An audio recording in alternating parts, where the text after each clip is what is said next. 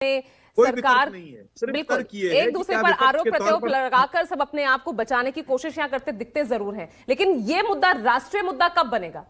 Political analyst के तौर पर मैं आपसे इसका जवाब जानना चाह रही हूं। बिल्कुल मैं सहमत हूं, ये राष्ट्रीय मुद्दा बिल्कुल अब कहीं ना कहीं जिस प्रकार से हर प्रदेश के अंदर ये समस्या आ रही है और ये समस्या इतनी बड़ी हो गई है कि जो बच्चे जो बेरोजगार हैं अगर उनका पर्चा लीक हो जाए तो भविष्य का जो है उनका जो है उसके साथ खिलवाड़ किया जा रहा है। लेकिन जिस प्रकार से आप कह रही हैं, देखिए मुझे जहां तक ध्यान है कि 2017 में जैसे ही योगी सरकार बनी थी उन्होंने तत्काल एक कमेटी बनाई थी स्वास्थ्य विभाग में और शिक्षा माफिया के लिए भी।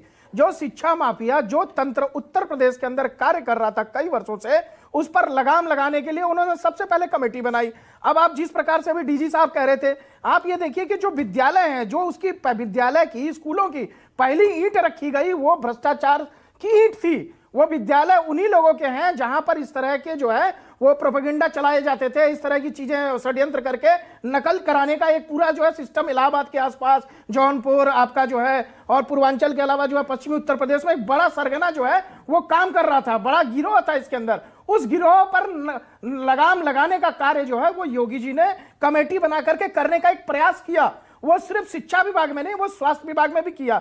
लेकिन एक आप बात समझिए, जिस प्रकार से अभी एक कमेटी जो बनती है, जो कमेटी डिसाइड करती है कि यहां पर इसको सेंटर यहां पर जाना चाहिए, वही सेंटर उस विद्यालय को दिलाने के लिए वही पुराने लोगों के जो तंत्र हैं वो लोग अभी भी उसके अंदर घुसे हुए हैं। उसको सफाया करने का लगातार काम जो है वो मोदी सरकार कर रही है, क्योंकि मोदी सरकार का देखिए उनकी नीयत बिल्कुल साफ है। जिस प्रकार से भी राजीव रंजन जी बता रहे थे, बिहार के अंदर वैकेंसी लगातार जब से 17 में योगी सरकार आई है तमाम वैकेंसियां निकाली गई हैं शिक्षा विभाग में, स्वास्थ्य विभाग में, पीडब्ल्यूडी डिपार्टमेंट में। हर छात्र को उसका भविष्य जो है भविष्य अच्छा करने के लिए उसको नौकरी का प्रावधान किया जा रहा है। और जिस प्रकार से अभी पिछली सिपाही परीक्षा जो है वो पकड़ा गया, उसके अंदर पर्चा जो लीक हुआ था, तत्काल योगी जी आए और उन्होंने कहा इस परीक्षा को रद्द किया जाए, 6 महीने बाद बच्चों के भविष्य के लिए ये परीक्षा दोबारा एक और पेपर लीक कराई जाएगी। मैं कह रहा हूं ये जो सिस्टम है ना, ये इसके अंदर जो कमियां बची हुई हैं उस पर भी योगी जी कड़ी कार्रवाई करने का प्रयास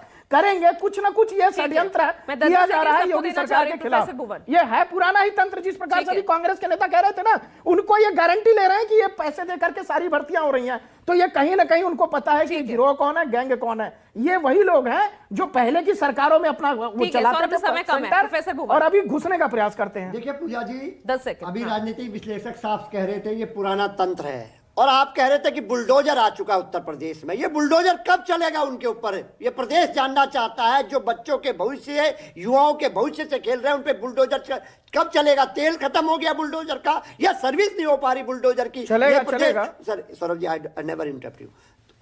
मैं पूछना चाहता हूं पूजा जी, कन्नौज, बस एक विषय, कन्नौज में भी आप देखिए एक युवा ने डिग्रियों को आग लगा के आत्महत्या ठीक है, समय कम है। राजेश जी, देखिए बुलडोजर लगातार चल रहा है और जिन पे जो ये घटना कर रहे हैं वो ज्यादातर लोग समाजवादी पार्टी से जुड़े हुए हैं, कांग्रेस से जुड़े हुए लोग हैं, और इन्हीं का खराब किया हुआ तंत्र में सुन रहा था प्रवचन जो है। आप बीच में बोलिए, लीक हो गई प्रोफेसर।